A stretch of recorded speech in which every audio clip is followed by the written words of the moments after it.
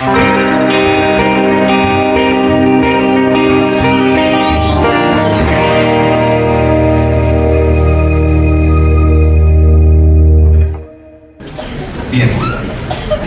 yo quisiera que en estos días, en este cambio de impresiones sobre la palabra, marchásemos todos nosotros, yo el primero, con la cabeza llena de los datos bíblicos de cada día, pero con el corazón caliente. A veces nuestras congregaciones son un enorme disco duro de ordenador, que nos van metiendo datos de la Biblia, más textos, más datos, más textos, más datos, y al final tenemos media Biblia en la cabeza, podemos repetir no sé cuántos textos, pero no hay vida en consecuencia con eso. Por tanto, lo que me interesa es que lo poco que vayamos a ver estos días se convierta en experiencia de vida. De ahí que no hablé de salvación desde la doctrina de la salvación, sino desde la consecuencia de la salvación, que esto es lo importante, esto es lo necesario. Señor Jesús, en el capítulo 17 de Juan, en el último versículo, gracias. Voy a tener que, alguien tendrá en la iglesia que prepararme esto en vivo, porque además está muy rico. En el último versículo del capítulo 17 de Juan, Jesús dice al Padre: yo les he dado a conocer tu nombre y lo daré a conocer aún. Y ahora mira el propósito: para que el amor con que me has amado esté en ellos y yo en ellos. Cuando se estudia un aspecto de la doctrina de la Trinidad que se llama espiritualidad trinitaria, una de las cosas que hay que tener muy claro es la procedencia de las personas divinas, cómo se comunica la vida en el ser divino. Todos vosotros sabéis que Dios es un ser, no es una persona. Un ser que existe eternamente en tres personas: la persona del Padre, la persona del Hijo, la persona del Espíritu Santo. Estas personas, estas tres personas son distintas entre sí. El Padre no es el Hijo no es el Espíritu no es el Padre ni el Hijo. Son distintas, pero no son independientes. Ninguna persona divina puede vivir sin la otra. El Padre no puede ser Padre si no pronuncia una palabra que es el Hijo. Y el Hijo no puede vivir sin que el Padre pronuncie esa palabra, es el verbo. El Espíritu Santo es, según la relación entre la primera y la segunda persona, es una relación intelectual. Lo que el Padre hace, lo que el Padre piensa, lo que el Padre quiere, lo expresa exhaustivamente el Logos, Jesucristo. La tercera persona es la manifestación de la relación de amor entre la primera y la segunda. Por eso cuando Cristo dice aquí, el amor con que me has amado, se personaliza en el Espíritu Santo de Dios. Lo que está diciendo Cristo es: yo les he regalado, les he dado. En capítulos anteriores Cristo ha dicho a los discípulos: yo me voy pero no os dejo solos, os enviaré el Espíritu Santo, de parte del Padre o del Padre. Por tanto, en este último versículo, Cristo enfrenta al lector del capítulo en la necesidad, yo diría, segunda necesidad de la Iglesia. Si la primera necesidad es conocer a Cristo, recuperar a Cristo, la segunda necesidad es recuperar el Espíritu Santo de Dios. El Espíritu Santo de Dios está en la mente de los creyentes, pero no está en el control de la Iglesia. El Espíritu Santo ha sido definido, ha sido estudiado, ha sido considerado. Se ha hablado de los dones del Espíritu, se ha hablado de la vigencia de los dones, se ha hablado de la obra misionera, se ha hablado de todas las cosas, pero el Espíritu Santo sigue siendo un desconocido. Porque el Espíritu Santo no está para ser definido, está para ser vivido. Y Cristo dice aquí: les he dado para que ellos puedan vivir en esa dimensión, en esa relación. Hablar del Espíritu Santo es fácil y es difícil. primeramente quiero repasar con vosotros de una forma rapidísima algunos aspectos de la doctrina sobre el Espíritu Santo. En segundo lugar, quiero ver las consecuencias que eso trae en la vida del creyente y de la Iglesia. Y finalmente, terminar esta noche con mi responsabilidad personal frente a eso. Dios me enseña y Dios me manda obrar en consecuencia con esa enseñanza. Por tanto, primeramente, la doctrina. Cuando estudiamos al Espíritu Santo en la Biblia, la primera gran verdad que tengo que decir, o que tenemos que decir, es que el Espíritu Santo es Dios.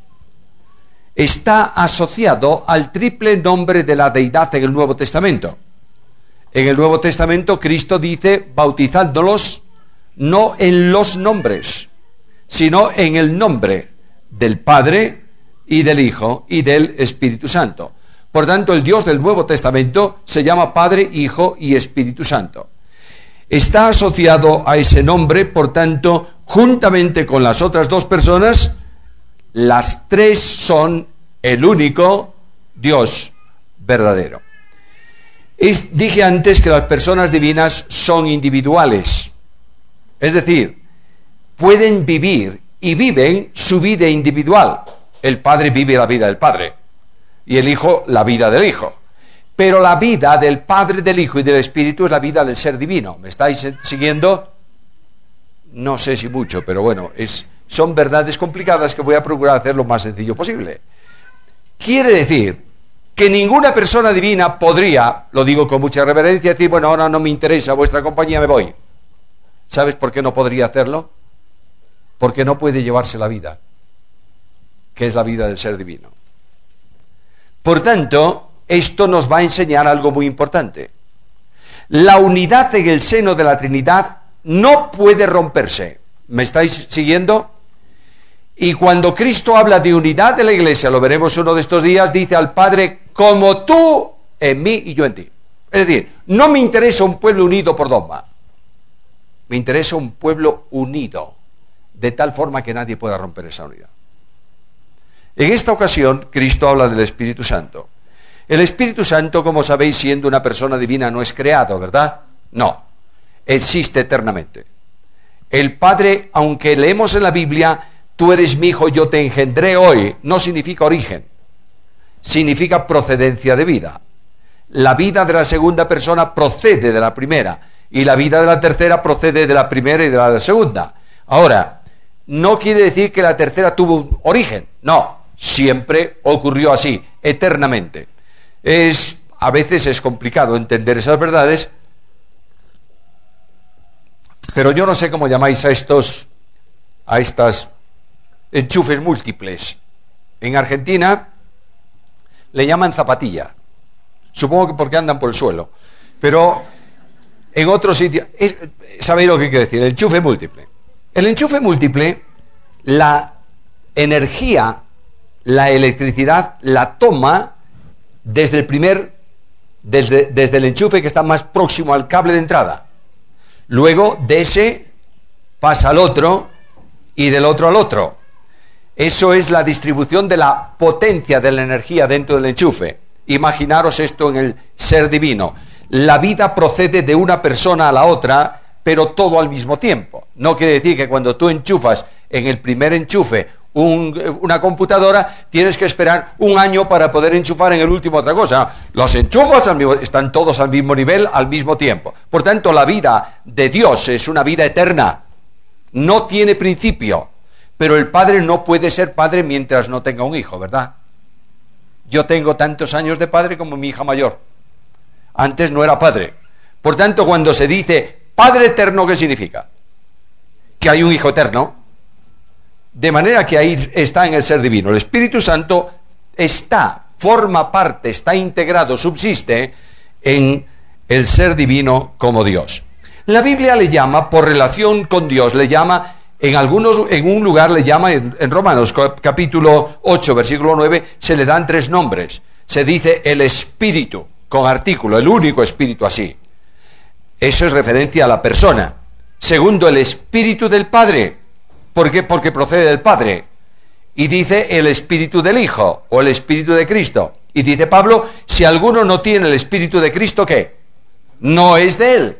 ¿Y por qué Espíritu de Cristo? Porque es enviado por Cristo también. Y porque además tiene como misión el Espíritu Santo reproducir el carácter moral de Jesús en la vida de los cristianos.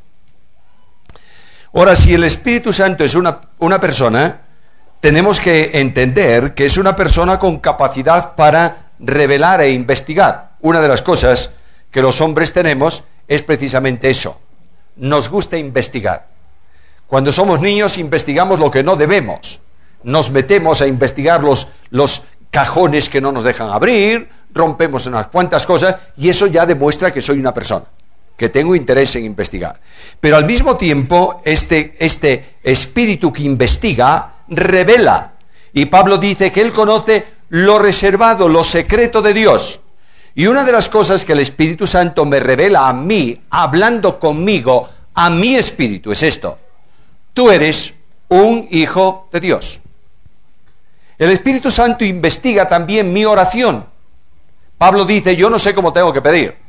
Es decir, cómo tenemos que pedir no lo sabemos, pero el Espíritu Santo traduce mi oración incorrectamente expresada conforme a la voluntad de Dios para que Dios responda a mi oración siempre positivamente.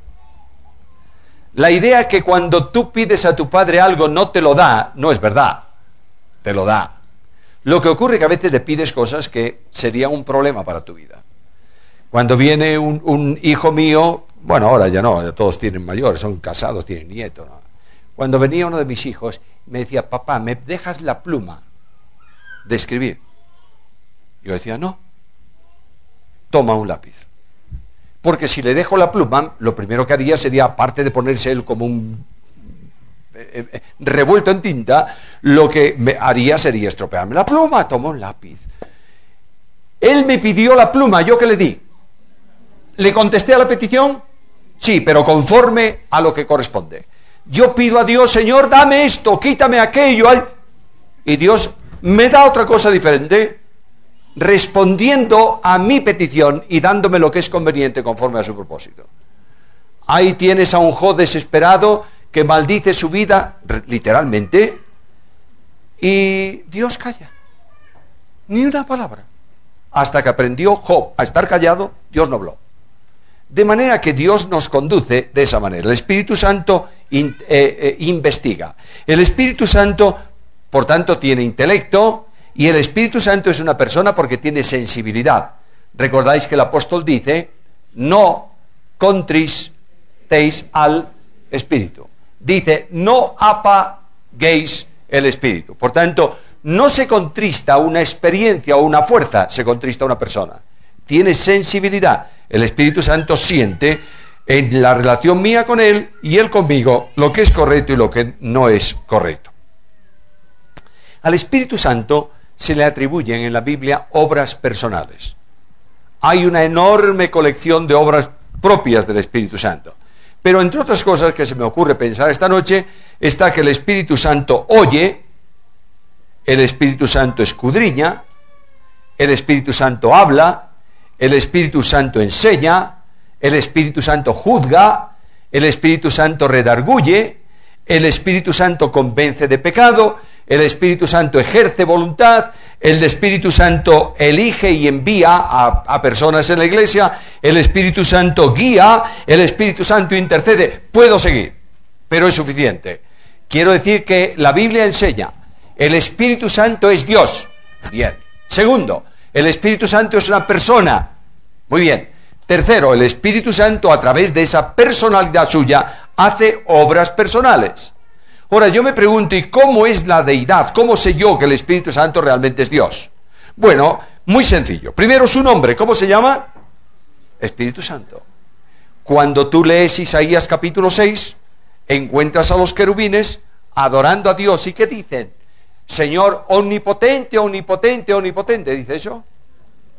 Santo, santo, santo.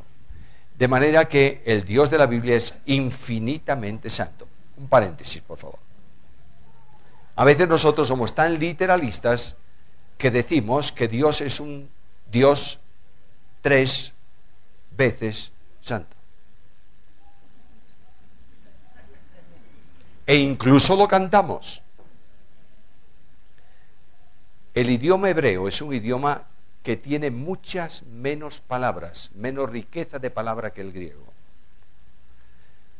El idioma hebreo, como no tiene tanta riqueza, tiene muchas figuras para decir lo que quiere decir. Por ejemplo, el que habita al abrigo del Altísimo morará bajo la figura, todo es figura, ¿o no?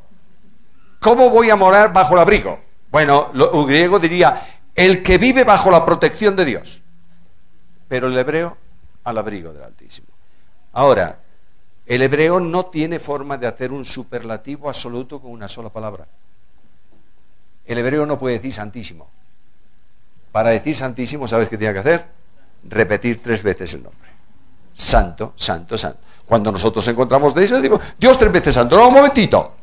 Dios no es 3 veces santo, Dios es infinitamente santo. ¿Y cómo se llama el Espíritu? Espíritu Santo. Ya tengo una primera evidencia. Dios, el Espíritu Santo es Dios porque lleva el calificativo de santo. Segunda evidencia, dice el escritor de la carta a los Hebreos que Cristo se entregó, se ofreció a sí mismo por el Espíritu eterno. No hay nada eterno que no sea Dios. Por tanto, si se llama Espíritu eterno, ¿qué es? Es necesariamente Dios. Ahora, aparte de eso, el Espíritu Santo tiene atributos de la esencia divina. Por ejemplo, el Espíritu Santo es omnipresente. Y la Biblia dice, ¿a dónde me esconderé de tu Espíritu? Si me meto debajo del agua, ahí está. Si voy a... Tú estás siempre presente. Es omnipresente, es Dios. ¿Es omnipotente? Pues claro que es omnipotente. En la creación, el capítulo 1 y 2 de Génesis es un capítulo trinitario por excelencia. Lo que ocurre es que los judíos, en el tiempo hasta la obra de la cruz y la resurrección de Cristo, no puedes entender lo que aparentemente hay con... La Trinidad no es un asunto explícitamente mencionado en el Antiguo Testamento. Lo entendemos a la luz del Nuevo, ¿o no? Claro. Y abro el capítulo 1 de Génesis y digo, ¿quién planifica la creación? ¿Quién es la mente? El Padre. ¿Y quién desea? El Hijo, porque expresa en plenitud el pensamiento del Padre. ¿Y quién produce, quién pone en funcionamiento eso? El Espíritu Santo. Porque no solamente es omnipotente, sino que escudriña la intimidad de Dios, de modo que surge todo entre las personas divinas de una forma absoluta. Ahora, la Biblia me dice que el Espíritu Santo adornó los cielos. Y lo encuentro en Job. Tu espíritu adornó los cielos. Vosotros estáis viviendo en un lugar alto, pero tenéis mucha luz en la ciudad. Pero desde aquí tienen que verse muy bien las estrellas. Y naturalmente, cuando tú sales en una noche a un despoblado, donde no hay ningún tipo de luz, ese cielo es impresionante. En Galicia hay una iglesia en una montaña. Galicia es un país montañoso, todos son montañas. Y hay una iglesia en una montaña que es una aldeíta chiquitina. Ahora mismo, aunque os parezca una exageración, vive en esa iglesia en invierno 8 personas. 8, numérica, no más, 8. Bueno, yo cuando iba ahí a ese lugar para descansar algún día, una de mis diversiones, ¿sabes qué era? Cuando había luna nueva, que no había luz de luna, salía allí afuera de la iglesia, por la parte de atrás de la iglesia, al campo con una manta. Mis hijos también venían conmigo, y ¿sabe lo que hacíamos? Apagábamos todas las luces de la iglesia. Te acostabas mirando al cielo y te daba la impresión de que flotabas en el aire. Estrellas y estrellas, y eso era impresionante. ¿Sabes quién las puso así? El Espíritu Santo. Su Espíritu adornó los cielos. Ahora, el Espíritu Santo hace obras divinas. ¿Creador? Sí, pero quiero venir más cerca, porque eso me queda muy distante, es muy grande eso. Yo quiero algo más íntimo. Y la Biblia me dice que el Espíritu Santo es el autor de la Escritura. 1400 años de distancia entre el primero y el último libro. 37 o 38 autores diferentes. No hay ninguna contradicción en la Biblia. Expresado en lenguaje diferente. Expresado por gente muy culta y por gente con menos cultura. no hay ninguna cosa desagradable en la Biblia, porque la Biblia es inspirada por Dios. Y cuando pregunto yo, ¿quién escribió la Biblia? Bueno, los autores que Dios escogió, ¿verdad? Pero, ¿por qué la escribieron? Escucha la palabra. Porque ninguna profecía fue traída por voluntad humana, sino que los santos hombres de Dios hablaron siendo inspirados ¿por quién? El Espíritu Santo. Luego el Espíritu Santo ha coordinado toda esta maravilla que es la Biblia. El Espíritu Santo hace una obra en nuestros días muy interesante. Es la obra de contención. Satanás tiene un programa y un propósito diabólico que es colocar un hombre en el trono de Dios en la tierra y hacerlo adorar como Dios. Sabes que eso es el cumplimiento, va a ser el cumplimiento definitivo del Salmo 2. Los reyes de la tierra se juntan unidos contra Jehová y su ungido, diciendo, rompamos sus cuerdas, echemos de nosotros sus coyuntas. Y el Señor Dios, que es el soberano de la historia, se ríe desde su trono.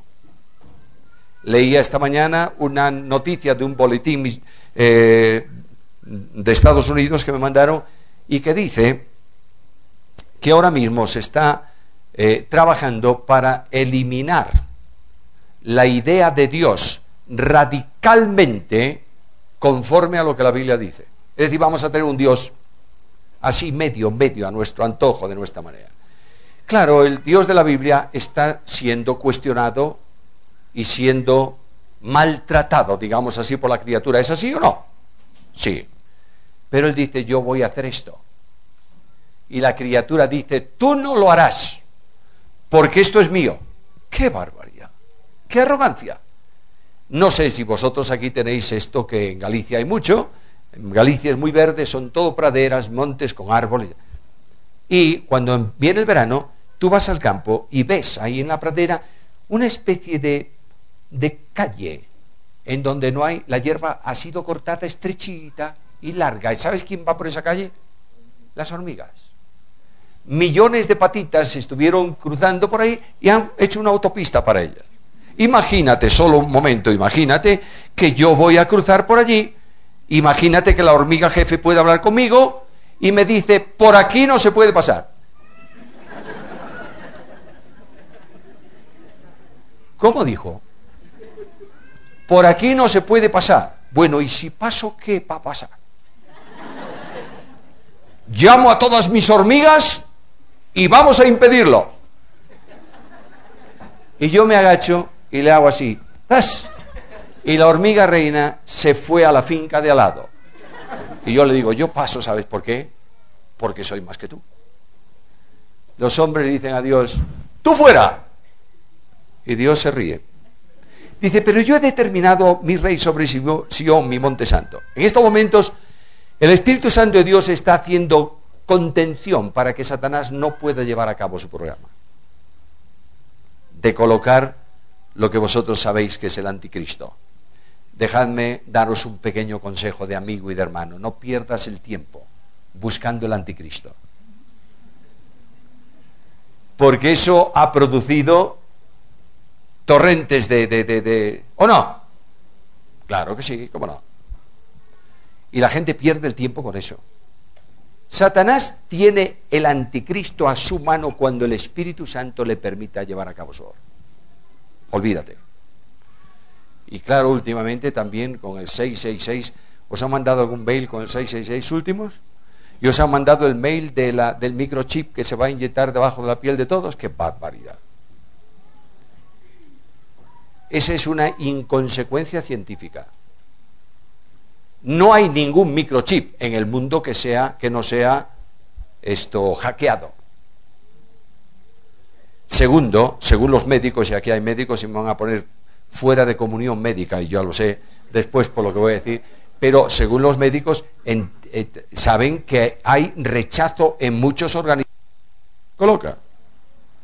Cuando tú visitas, cuando tú vas a entrar en algún sitio de alto nivel y vas acompañado de alguien que puede entrar, no lleva nada, ni siquiera una tarjeta con banda magnética, no.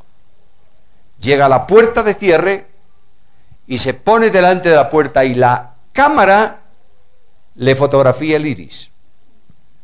Y luego pone sus dedos en un lector de huellas digitales y cuando coinciden las dos cosas, la puerta se abre. Claro, es que el 666, mirad, hay un pequeño problema ahí. Juan con toda seguridad escribió eso en números. Y los copistas lo pusieron en letra. Porque todo Apocalipsis es letra y 666, 600. ¿Qué lees tú cuando lees 3 seises juntos? ¿Qué lees? 666.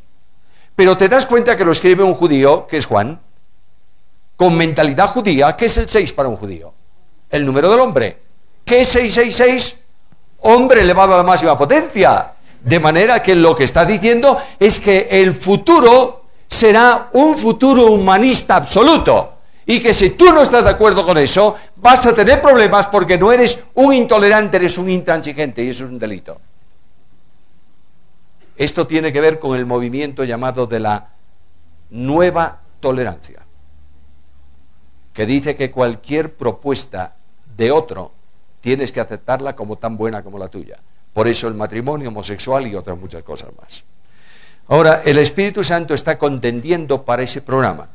¿Es una obra de Dios? ¿Puede hacerlo algún hombre? No. Lo hace Él porque es omnipotente. El Espíritu Santo engendró a Jesús. ¡Qué maravilla tan grande! En el seno de la bienaventurada Virgen María, el Espíritu Santo inicia el proceso de gestación, mediante el cual va a ser alumbrado un niño, que se llama Emmanuel, y que es Dios con nosotros. El Espíritu Santo es, por tanto, Dios. El Espíritu Santo enseña, corrige, toma posesión de la Iglesia de Cristo en nombre de Jesús. Cristo está en el cielo. Él dice, yo edificaré mi iglesia, pero no os dejaré solos. Y cuando vas a Hechos capítulo 2, notarás que hay un viento, un ruido, no un viento, un ruido como un viento recio que congrega a la gente. Y el Espíritu Santo de Dios desciende y toma posesión del santuario de Dios en esta dispensación. La iglesia es el templo de Dios. El Espíritu ha entrado en el santuario de Dios y por eso es un templo santo en el Señor. Este Espíritu Santo de Dios está en la actividad de la iglesia. Hace la unidad. Quiero decirte algo con toda solemnidad y con toda firmeza. No creo en el ecumenismo que pretende hacer la unidad por fuera. No es bíblico. Creo en el ecumenismo que manifiesta la unidad de todos los creyentes hecha por el Espíritu Santo de Dios. ¿Me entiendes esto? Es decir, yo no puedo involucrarme en un programa en donde vamos a aparentemente estar juntos, no importa la doctrina, ni importa el nuevo nacimiento, ni importa nada. No, eso no me interesa. Pero el movimiento ecuménico de unidad visible de la iglesia es la expresión de la acción del Espíritu Santo de Dios. De ahí que Pablo diga que lo más importante para un líder de la iglesia, para un creyente, es la solicitud más grande, es guardar, ¿qué? La unidad del Espíritu en el vínculo de la paz. Una de las cosas que Cristo dice al Padre es que sean uno. El único que hace posible ese deseo de Jesús es el Espíritu Santo, ligando a cada creyente con Cristo para la unidad. Ahora, podríamos hablar mucho más de la doctrina del Espíritu Santo, pero quiero deciros que esto solo es el borde, la orla de su manto. Hay muchas cosas más. En segundo lugar, ¿cuál es la consecuencia? El Espíritu Santo es imprescindible para salvación. No hay salvación sin la acción del Espíritu Santo de Dios. El Espíritu Santo de Dios redarguye, convence de pecado. Es decir, nadie se salva por saberse perdido. Se salva cuando se siente perdido. De manera que ese sentimiento de perdición lo produce ¿quién? El Espíritu Santo en un proceso que la Biblia llama de iluminación. El hombre natural está ciego, ¿o no? Espiritualmente sí. Y además, el hombre natural considera el Evangelio como una locura. La palabra de la cruz es locura. Y es locura para los judíos, y locura para los gentiles, o para los griegos, y locura para los romanos. Y ese mensaje de locura se pronuncia delante de personas ciegas a la verdad. Y además Satanás hace una operación cada vez que se produce la proclamación del mensaje del Evangelio. Procura cegar el entendimiento del oyente para que no le resplandezca la luz del Evangelio de la gracia. Dios, ¿qué es Dios? Hace que su espíritu haga una obra singular. Escucha la Biblia. Aquel que resplandeció en las tinieblas es el que resplandece ¿en dónde? Fuera o dentro, en vuestros corazones. Luego el Dios de la Biblia enciende su luz en el interior para que el hombre se dé cuenta de su miseria y sintiéndose perdido clame por salvación y sea salvo por gracia mediante la fe. El Evangelio de poder es precisamente el Evangelio que descansa en el poder del Espíritu Santo de Dios. Dios no va a bendecir mi palabra, Dios bendice la suya. Dios no va a salvar almas porque yo convenza a las personas, las va a salvar cuando el Espíritu Santo convence a la gente.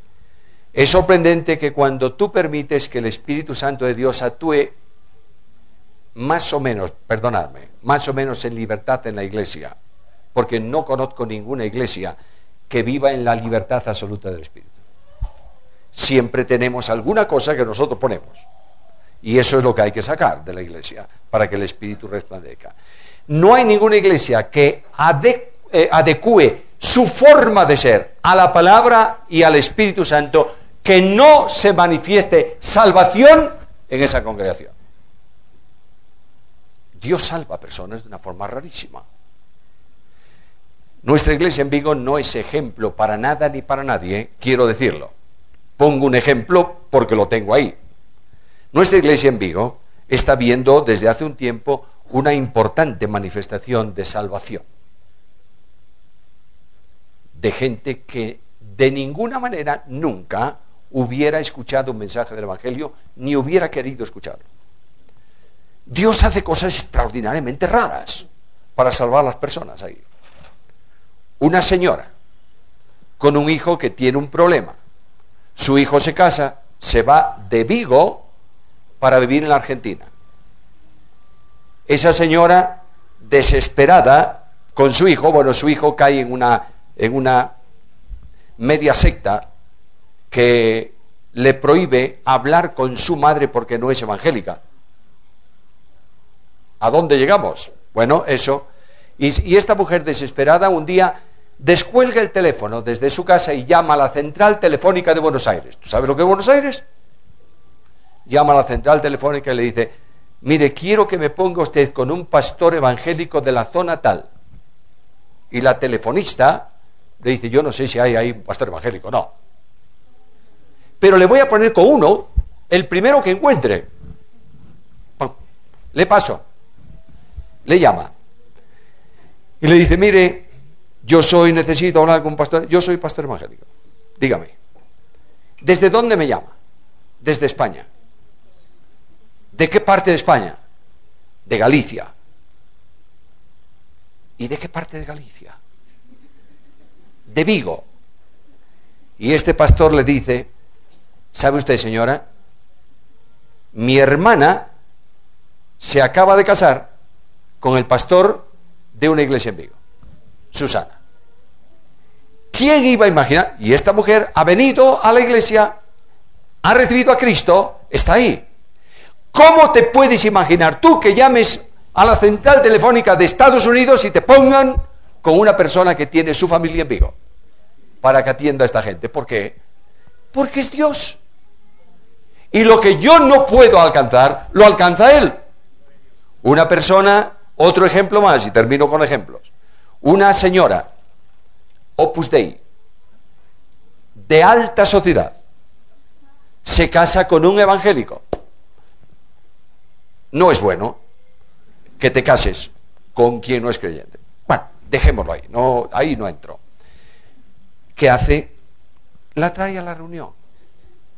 Comienza a asistir al culto. Un día, yo digo, yo quiero saber si esta mujer, porque me da la impresión de que se hace amiga de matrimonios de la iglesia, me da la impresión de que esta mujer no me tiene pinta de no creyente.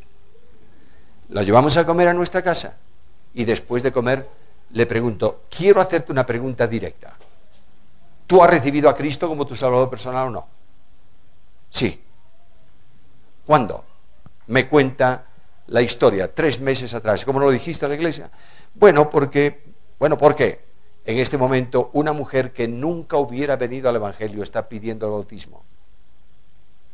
¿Quién lo hace? El Espíritu Santo de Dios. Necesariamente el Espíritu Santo de Dios salva, es decir, conduce, ayuda, coopera, ¿me estáis entendiendo?, a la salvación. Realiza su rol en la salvación, que es hacer sentir la necesidad, generar la fe salvadora y ayudar al hombre, a la mujer, para que entregue su vida a Cristo y regenerar a esa persona. La primera pregunta que yo tengo que formularme es esta: ¿se está viendo salvación en mi iglesia o no? Si no se ve, hay un problema de relación con el Espíritu Santo. Segunda cosa, el Espíritu Santo en la iglesia capacita a los creyentes para el ministerio. ¿El Espíritu Santo da dones o no? ¿Lo crees o no lo crees? Dones de primera y dones de segunda. Dones masculinos y dones femeninos. Da dones. ¿Para qué? Para que esos dones se ejerzan en la iglesia para la edificación del cuerpo. Los dones no son para que yo me luzca aquí porque tengo este don o el otro. No. Los dones son la capacitación espiritual que el Espíritu Santo da a un creyente para usarlo en un determinado ministerio. No pretendas que el Espíritu te use en la iglesia si no tienes el don para lo que tú quieres ser usado. ¿Me estás entendiendo? Tampoco pidas al Espíritu que te dé un don, porque Él te lo da sin que se lo pidas, como Él quiere. El Espíritu Santo es el de los dones. Lamentablemente en la iglesia de Cristo se ven iglesias que están tambaleando de niños en Cristo, porque la tradición exige que el maestro de antes, su descendencia, siga siendo maestro en la congregación. Porque el liderazgo de la iglesia se transmite por sucesión apostólica. Porque el liderazgo de la iglesia tiene una casta sacerdotal que continúa manteniéndose ahí. Dios, el Espíritu Santo, actúa en la iglesia como quiere, cuando quiere, de la manera que quiere. Y cuando tú permites que el Espíritu Santo actúe en la iglesia y dices tú, Señor, y yo no, vas a tener muchas sorpresas. A lo mejor te encuentras con que el Espíritu te dice: siéntese usted ahí en ese banco durante 6 meses, calladito. Oh, pero si yo, calladito. Y va a hacer cosas fantásticas, pero te va a llevar en triunfo. ¿Tú crees esto? El Espíritu Santo en la iglesia conduce también la oración. ¿Cómo oramos hoy? Yo creo, lamentablemente, que no oramos mucho. Los líderes de la iglesia tienen tantas cosas que atender que no tienen mucho tiempo para orar. Las reuniones se hacen por la noche, claro, porque trabajan por el día, yo lo entiendo. Y en esa reunión hay 60 cosas que tocar. Y la reunión comienza ¿de qué manera? Bueno, vamos rápido, que alguien nos encomiende al Señor en oración. Y después de 3 horas de hablar de cosas, alguien dice: oye, que mañana tengo que levantarme a las 4:30 de la mañana. Vámonos, que alguien nos despide en oración.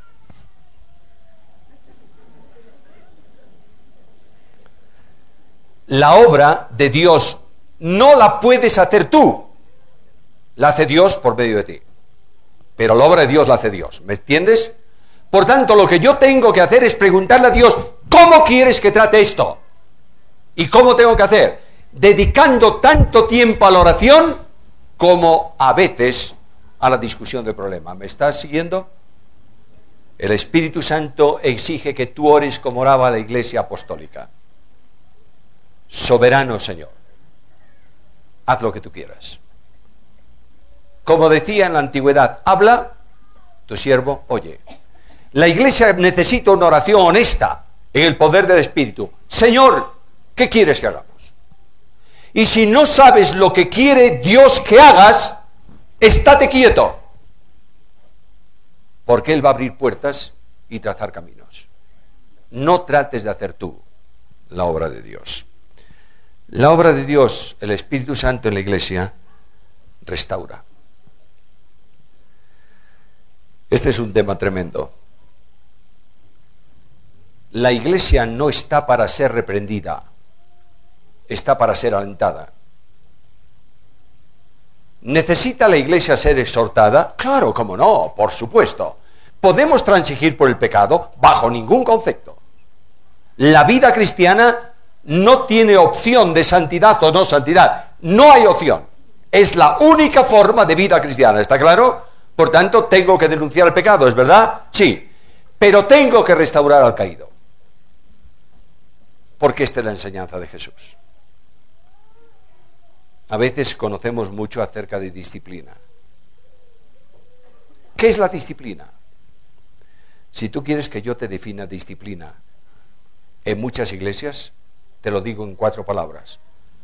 Castigo por el pecado del cristiano. Este hermano ha hecho esto, tal disciplina. Aquel hermano hizo lo otro, tal disciplina. La disciplina es la acción del Espíritu Santo de Dios conduciendo al que anda malamente al camino correcto, ¿está claro? Una vez que la persona ha restaurado su vida delante de Dios, no hay disciplina que valga, porque es castigarlo. Y el castigo del pecado del creyente lo llevó Cristo en la cruz del Calvario. Y si hay que disciplinar a alguien, hay que comenzar inmediatamente el camino de la restauración de esa persona. No te olvides que es tu hermano en Cristo. Hay cientos de jóvenes de iglesias evangélicas hoy que están en el mundo. ¿Sabes por qué? Porque han sido castigados, pero no han sido restaurados. Solo la gracia de Dios es lo que vale en el ministerio cristiano. El Señor Jesús fue a buscar la extraviada. ¿Cuánto tiempo? Hasta que la encontró. Y cuando la encontró, ¿qué hizo? La trajo a patadas No, la puso encima del cuello, la trajo con todo cariño y la puso en el redil. Nuestra iglesia tiene un ministerio, un área ministerial de la iglesia que llamamos Oveja 100. ¿Tú sabes lo que es la Oveja 100? La que falta del rebaño. Hay 99, falta una. Y claro, decimos, bueno, si se ha perdido, déjala que la coma el lobo, ¿no? No. Bueno. Hemos creado un ministerio dentro de la iglesia que se llama Oveja 100 y cada reunión de oración en las casas hay una lista de Oveja 100 y la reunión unida de oración mensual, viernes por la noche, hay una lista de Oveja 100. ¿Y qué hace la iglesia? Ora por la Oveja 100. Es muy fácil hacer una Oveja 100. Dale un par de golpes y ya está, ya se fue. Es muy difícil restaurar una Oveja 100. Porque a veces la oveja está en el agujero, ahí donde ha caído, y tú te pones encima del agujero y le dices, anda, dame una mano, venga, va, ya. No va a salir. Estás tú siendo mayor que ella, ¿entiendes? La Oveja 100, si ha de ser levantada, tú tienes que bajar y ponerla sobre tus hombros y levantarla de donde está. Oramos por ellas. ¿Sabes? Dios trae las Ovejas 100. Él. Y la lista de Ovejas 100 está tachada, porque Dios ha traído. El servicio de puerta de la iglesia tiene la lista de ovejas 100. De modo que viene una oveja 100, un domingo por la mañana, y pasa urgentemente, me busca, me dice al oído, tenemos una oveja 100. ¿Y sabes qué significa? Significa que no voy a hablar con nadie. En cuanto termina la reunión, me voy a la puerta y alguien de los sugieres ya tiene a la oveja 100 allí. Y yo le doy un abrazo fuerte y le digo al oído, qué bendición es verte esta mañana. No hay preguntas. No hay preguntas. Ya actuará el Señor y su Espíritu en esa vida de restauración. Las mejores buscadoras de oveja 100 son las ovejas 100 que han vuelto a la iglesia. Esto es una necesidad, hermanos. Mirad, por favor. Basta de golpes a la iglesia, por favor. Basta del ejercicio legalista que sumerge en angustia vital a los cristianos. Basta de estrangular el pueblo de Dios con cargas que ni los líderes son capaces de llevar. Cuando el Evangelio es libertad en Cristo, gozo en el Espíritu Santo de Dios. Y cuando el Espíritu Santo de Dios maneja una iglesia, hay calma, paz y tranquilidad en la congregación. El Espíritu Santo es necesario para la comunión. La comunión cristiana no es asunto horizontal, es asunto vertical. Yo no os conozco, pero sois mis hermanos, ¿verdad? Bueno, conozco a algunos, pero sois mis hermanos y sé que tenéis paciencia porque me habéis escuchado 4 mensajes la vez anterior y 2 esta vez. Bueno, voy modificando. Esto, me siento con cualquiera de vosotros como si os conociera de toda la vida. ¿Por qué? Porque tu comunión y la mía es verdaderamente con el Padre y con su Hijo Jesucristo. Luego, la comunión horizontal es la consecuencia de la comunión vertical. Yo tengo que amar a todos mis hermanos por una razón, porque todos estamos unidos a la cabeza que es Cristo. Y es el que coordina, el que manifiesta, el que ordena, el que comunica vida.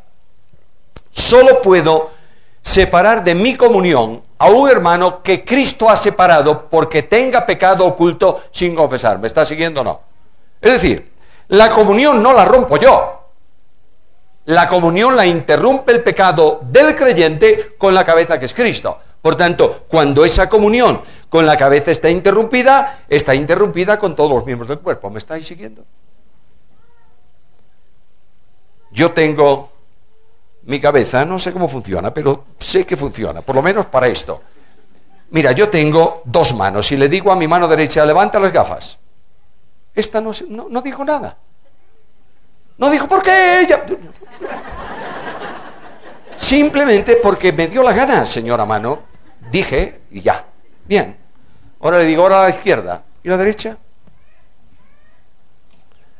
Voy en una Harley Davidson. Y voy por una carretera demasiado rápido. Y se me va la moto, caigo, plan. Rotura de las cervicales y yo quedo parapléjico. El cerebro le dice a mi mano, toma las gafas. ¿Y la mano? ¿Por qué? Porque está desconectada de la cabeza. Voy a cerrar la puerta del coche. No saqué el dedo a tiempo, ¡plan! Y la otra mano, la que tiene el golpe, se levanta para que tú metas la mano tuya debajo de ella. Porque está sintiendo el problema de la otra mano. Esa es la comunión en la iglesia. Yo no puedo poner fuera de comunión a nadie a quien Cristo no ha puesto fuera de comunión. Si yo pongo a alguien fuera de comunión, a quien Cristo no ha puesto fuera de comunión, estoy poniendo a Cristo fuera de comunión en mi vida. ¿Entiendes esto? De ahí la debilidad impresionante de la iglesia. Porque Cristo no está en el centro de la comunión.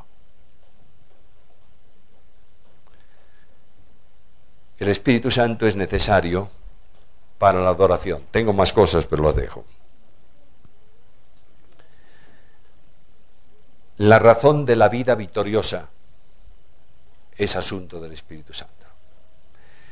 Nos lleva en triunfo siempre. La adoración y la alabanza no son actividades, son actitudes. Es decir, antes hemos cantado un lindo cántico. Yo no lo conocía. Tengo que llevarme la música y la letra. Pero no, eso es un pago. Me llevo la letra. Bien. ¿Hemos alabado al Señor? ¿Sí o no? Sí. ¿Solo ahí? No. Jesús dice, para que los hombres vean vuestras buenas obras y glorifiquen, alaben a vuestro Padre que está en los cielos. Luego quiere decir que la alabanza forma parte inseparable de mi vida cristiana. Que yo tengo que vivir de tal manera que mis acciones, mis obras, alaben a Dios.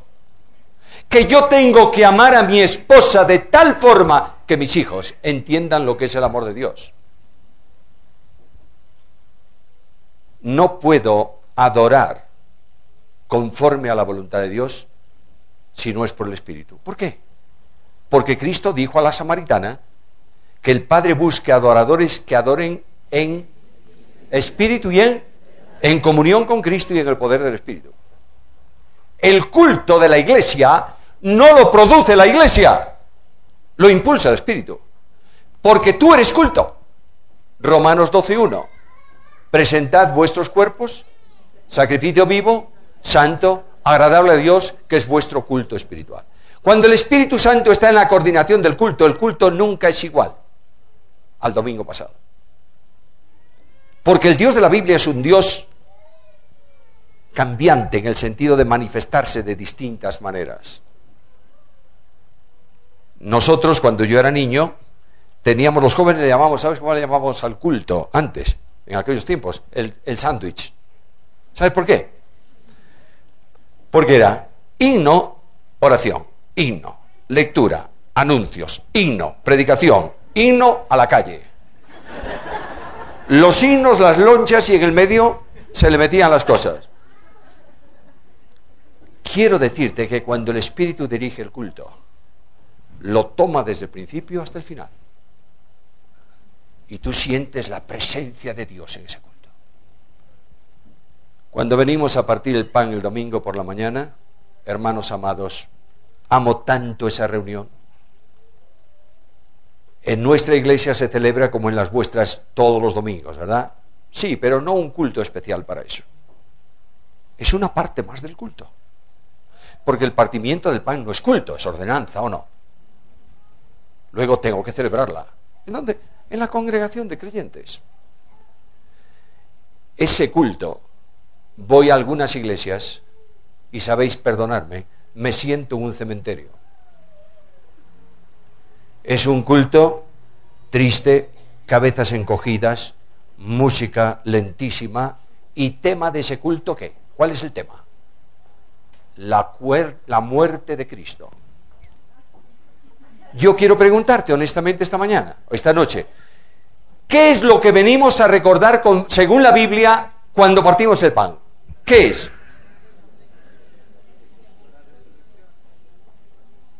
Venimos a recordar a Jesús. Haced esto en memoria de mí. En ningún lugar se dice, que recordad o acordaos de mí. En ningún lugar. Se dice, la muerte del Señor, anunciáis, proclamáis. Muy distinto que recordáis. ¿Me está siguiendo? Si yo recuerdo la muerte voy a estar muy triste. Pero mi Cristo vive. Y el Cristo que murió en la cruz del Calvario está presente en el partimiento del pan el domingo. Y yo tengo que decir, mi Cristo vive, gloria a ti, Señor. Y tengo que dejar que el Espíritu Santo me haga guardar silencio a veces, totalmente, largo silencio en el culto, porque está impactándome con la presencia de Jesús. Y otras veces me va a hacer fluir en alabanza y gratitud a mi Señor. Pero sea como sea, el Espíritu Santo dirige la adoración. necesitamos un culto renovado en el espíritu, no en las formas. Cuando la cruz se hace realidad, cuando el resucitado se manifiesta, hay una impactante dimensión de poder en la congregación, porque Dios está presente en medio de su pueblo. ¿Cuál es mi responsabilidad? La Biblia me dice: andad en el Espíritu. Hace algún tiempo estaba en un viaje, el aeropuerto de Londres, se retrasaba el vuelo de uno de los aviones y yo me fui a dar un paseo por la terminal y entré en la librería evangélica. Dije, a ver qué libro hay por aquí que me pueda llevar para empezar a leer aquí, leer el vuelo. Y según veo un estante de la librería, había un libro así. Título, en inglés, en español, título, ¿cómo alcanzar la plenitud del Espíritu? Y yo dije, madre mía, si yo tengo que saber todo esto para cómo alcanzar la plenitud del Espíritu, nunca voy a alcanzar la plenitud del Espíritu. Lo saqué, lo pesé así, dije, gordo y pesado, lo metí en su sitio y dije, no interesa. Voy esta noche a mi Biblia y el Dios de la simplicidad me dice, ¿tú quieres tener la plenitud del Espíritu? Primero, no contristéis el Espíritu. El Espíritu se contrista cuando hay pecado en tu vida sin confesar. Yo quisiera que esta noche hicieses una introspección, te metieses dentro de ti y preguntases en la presencia de Dios, Señor, ¿tengo algún pecado en mi vida? Sin confesar. Mientras tú tengas un pecado sin confesar, no puedes vivir en la plenitud del Espíritu. Segundo, no apaguéis el Espíritu. El Espíritu se apaga cuando Él dice, el camino que quiero para tu vida o para la iglesia es este, y tú dices, ese es el tuyo, pero no el mío es otro. Cuando tú quieres tomar el control de la iglesia, el Espíritu Santo se apaga. Cuando el Espíritu se apaga, no hay poder de Dios para salvación, ni para edificación, ni para santificación. La tercera cosa, andad en el Espíritu. Hace años pude ver algo muy interesante. En una pradera de Galicia, en una llanura entre montañas, un tráiler, ¿sabéis lo que es? Un camión de estos grandes, llegó, se paró allí y empezaron a sacar del tráiler un globo aerostático. Enorme, yo qué sé, de aquí allá al fondo. Y entre todos los hombres que había allí lo fueron estirando encima de la hierba, y cuando estaba estirado, todos nos dimos cuenta que aquello era un globo. Entonces le ataron la barquilla, buenas cuerdas, y el que manejaba todo eso, el capitán de ese vuelo del aerostático, decía, apretemos bien, revisó los nudos y demás. Luego, cuando ya estaba todo eso amarrado, dijo, las cuñas y las amarras de tierra. Y metieron unos tacos de hierro impresionantes y ataron las cuerdas y ataron la barquilla por la base. Y él vio los nudos que así no se soltaban, así se soltaban fácilmente. Y de pronto trajeron un cañón de aire y empezó a soplar. Y ese hombre repetía, yo me cansé de oírlo, más calor, más calor. Y de pronto el globo empezó a moverse en la cabeza y empezó a levantarse como un gigante dormido. Y empezó a levantarse y él seguía con la instrucción, más aire, más calor. Y de pronto el globo se levantó y las cuerdas que sujetaban la barquilla al suelo crujían de la tensión del globo. Y él entró en la barquilla y otros dos con él y dijo, soltad las cuerdas. 4 tiraron de las cuerdas y el globo empezó a levantarse. Se levantó fantástico, impresionante.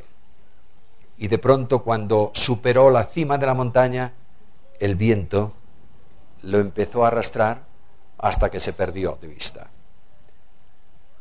Los creyentes nos parecemos a Cristo, pero estamos en tierra.